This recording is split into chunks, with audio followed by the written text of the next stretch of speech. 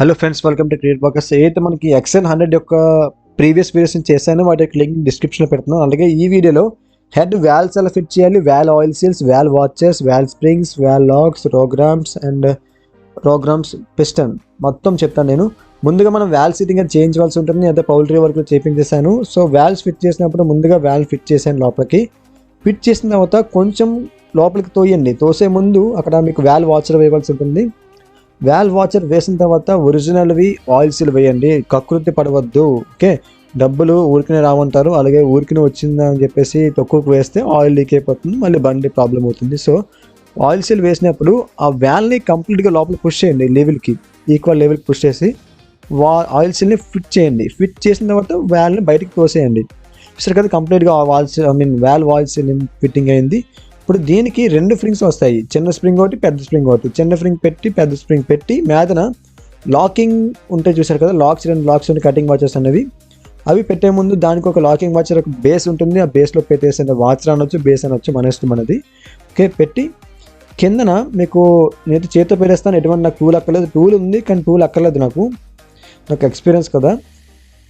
Okay, ఆ కింద ఇలాంటి బుష్ చూసారు కదా, మనకి యాక్టివా 125 లేదా యాక్టివాకి కిందన జోకర్ బుష్ చూసారా, అది పెట్టి కిందన వాల్ కిందన రెండింటిని ఒకేసారి ప్రెస్ చేయండి. బటన్ వెళ్తే కొంచెం పెయిన్ వస్తుంది, నో పెయిన్ నో గెయిన్ అండి. ఒకేసారి రెండు ప్రెస్ చేస్తే మీకు లాక్ అయిపోతుంది. కానీ జాగ్రత్తగా ఏమాత్రం ఎగిరిందా మీరు ఎత్తుక్కోవాల్సి ఉంటుంది లాక్ని. ఓకే, నాకైతే చాలా పెయిన్ వచ్చింది. ఆడి వచ్చేసారు, ఎక్స్పీరియన్స్ ఉన్నా సరే ఒకసారి పని అవ్వదు. చూసారు కదా ఏ విధంగా లాక్ అనేది ఫిట్టింగ్ అవ్వాలి, వాల్ లాక్ అనేది.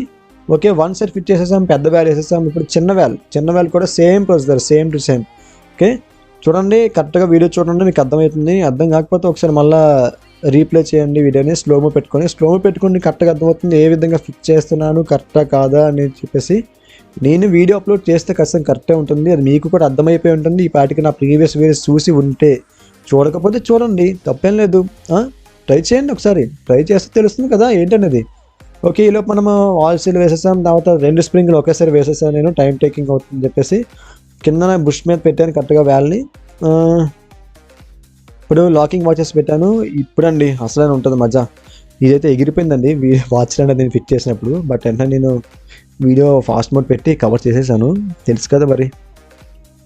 ఓకే, ఈలోపు కనుక నా ఛానల్ కనుక మీరు కొత్తది ఖచ్చితంగా సబ్స్క్రైబ్ చేయండి, లైక్ చేయండి అండ్ షేర్ చేయండి. డౌట్స్ ఉంటే కామెంట్ సెక్షన్లో మెన్షన్ చేయండి, లేక వేరే తెలుసుకోవాలనుకున్న కామెంట్ సెక్షన్లో మెన్షన్ చేయండి, ఖచ్చితంగా రెస్పాండ్ అవుతాను. రిగార్డింగ్ ఆల్ బైక్స్ అండి, all bikes and scooties. Okay, not only this, bikes and scooties గురించి ఖచ్చితంగా రెస్పాండ్ అవుతాను.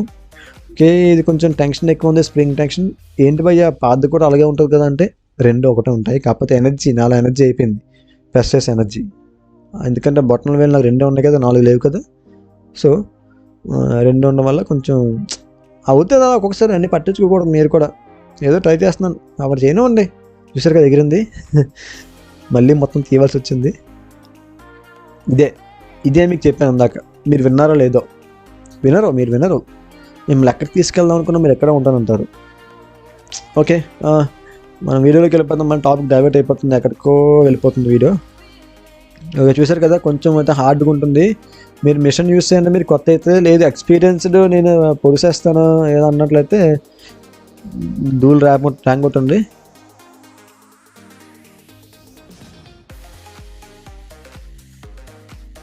ఓకే, ఒక లాక్ సెట్టింగ్ అయింది, ఇంకొక లాక్ సెట్టింగ్ అవ్వలేదు. కొంచెం జాగ్రత్త, ఇలాంటి టైంలో చాలా జాగ్రత్తగా ఉండాలి. అంటే ఇప్పుడు మీకు ఏ విధంగా చెప్పాలన్నట్లయితే, బెడ్ అడ్డంగా తిరిగి అంటారు చూసారు, అలాగే ఇది కూడా.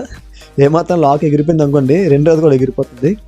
సో ఎట్టకేళ్ళకి మనం లాక్ని అయితే ఫిట్ చేసేసాం, రెండు కూడా యాజిటైజ్గా. ఇప్పుడు మనం రోగ్రామ్స్ ఫిట్ చేసే ముందు క్యామ్ షాఫ్ట్ యొక్క యాంగిల్ ఏ విధంగా పెట్టాలి అనేది చెప్తాను నేను మీకు.